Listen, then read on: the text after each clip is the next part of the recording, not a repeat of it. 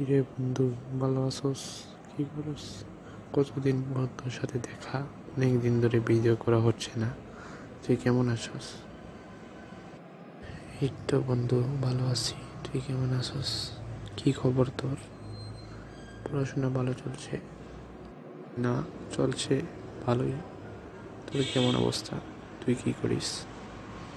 ওই কি, বুঝছিলাম এই ঈদে বাড়িতে যাব, কিন্তু আর বাড়িতে যাওয়া হবে না।